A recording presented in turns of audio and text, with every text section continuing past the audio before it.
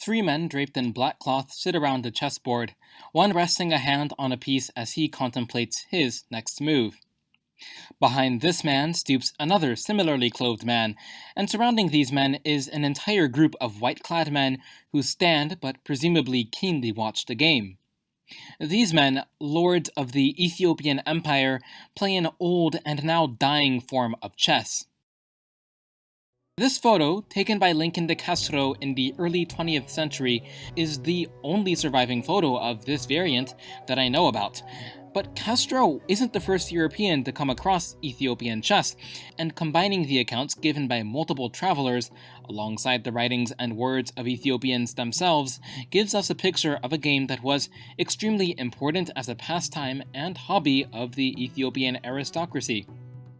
Some of these sources give us an image of a very lively atmosphere and game. The chess game started with a flurry of moves that some sources call the mobilization, where, until a piece is captured, each player has free rein to move their pieces as they see fit, with no turn regulations. After the capture, a more familiar game starts, but many sources paint an atmosphere more like the lively mobilization than our popular image of chess.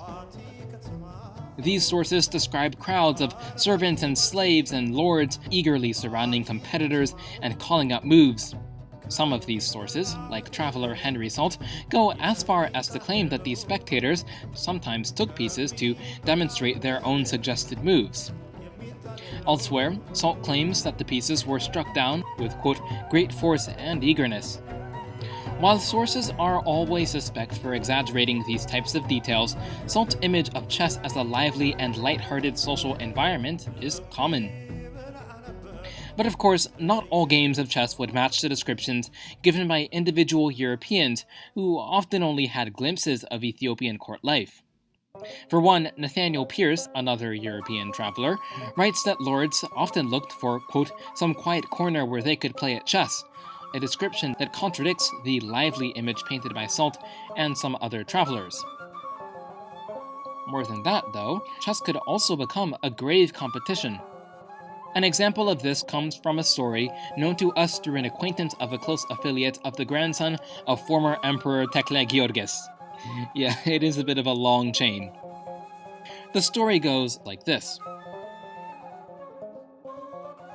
Tekle Georgis' dad was close friends with a man named Biru, and both of these guys were prisoners of then Emperor Tewodros. Now, while imprisoned, Georgis' dad was hung by the emperor, so this will become relevant later. Amidst internal revolt and British invasion, Emperor Tewodros eventually died, and Tekle Georgis took the imperial crown by force. For whatever reason, the friendship between Biru and Georgis' dad didn't really pass down to Georgis, and Biru and Georgis, to put it one way, had a lot of beef. To be respectful, the emperor did let Biru eat at his dinner table, which was a pretty big deal, but at the dinner table, instead of talking about regular things, Biru decided to talk about the bones of the emperor's dad, so, that's pretty nice. Eventually, Biru advised the emperor to cut down the tree on which his dad was hung, and the emperor agreed and sent his own sons to do so. Cutting down the tree might have been like a symbolic revenge, so the emperor's sons were actually pretty happy about it and returned triumphantly. Biru was not happy about it. He might have been offended by the festivities, and made some sort of snide remark about it. Tekle Georgis was ticked off by the attitude, and he decided that he would get revenge.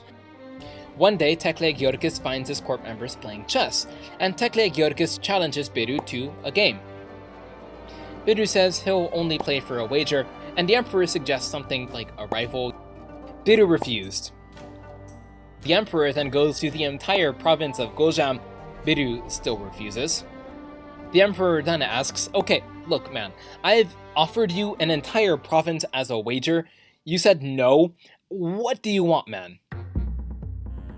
Biru responds that he wants the emperor's crown and that he will wager his head. The emperor accepts.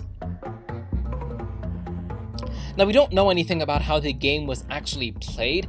We're told that it started at 11 o'clock a.m. and ended at 3 p.m., and we're told that Biru started with an advantage, that Tekle Georgis started sweating as a result, and that he was eventually able to turn the game around and win.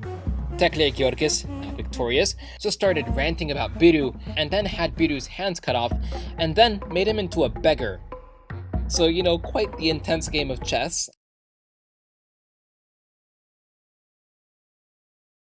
Obviously, the details of this story could be exaggerated a lot, but it does look like chess, even if often played in a lax environment, could become a very serious social and intellectual competition filled with opportunities for social advancement and, like in this story, demotion.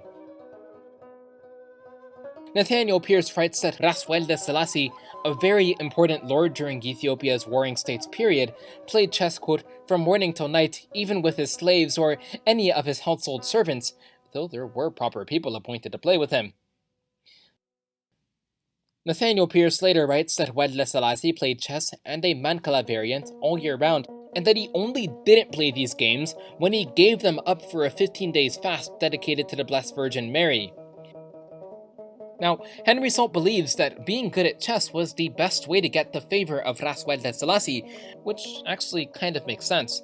Playing chess would give you a lot of social time with him and networking time with his friends and acquaintances.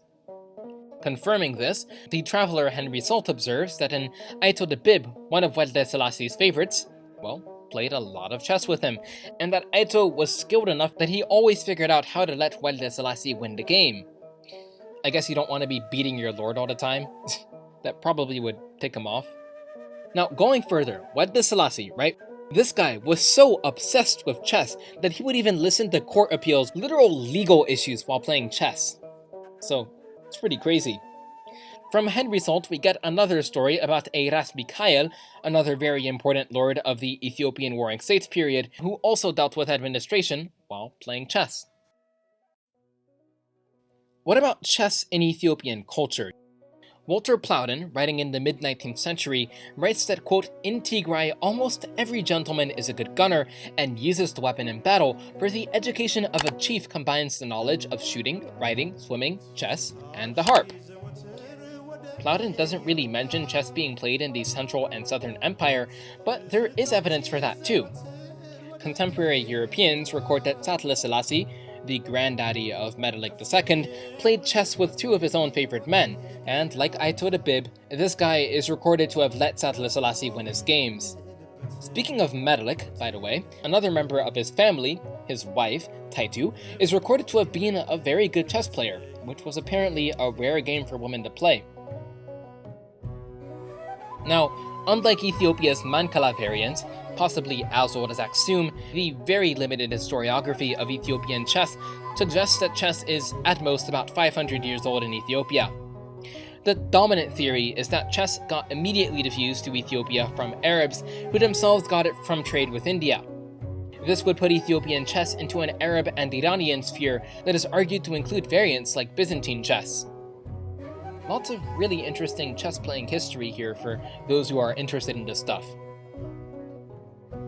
Now, I personally am not particularly interested in the history of chess. I became interested in this subject not from a chess history perspective, but because I feel like the majority of historical literature on Africa focuses very heavily on political history. The great kings and emperors and their armies and all that kind of stuff. And, that's cool, but I do think that comes with a bit of a loss. There is far less literature on ideological, religious, or social history, and this, in my opinion, really hurts our ability to relate with and place ourselves into the societies and cultures that we're analyzing. If anyone is now interested in trying out this version of chess, I encourage it. Rules will be put in the description or in the pinned comment, or both, and I do think that it would be a kind of fun way to connect with people of the past. If you're into chess, have fun.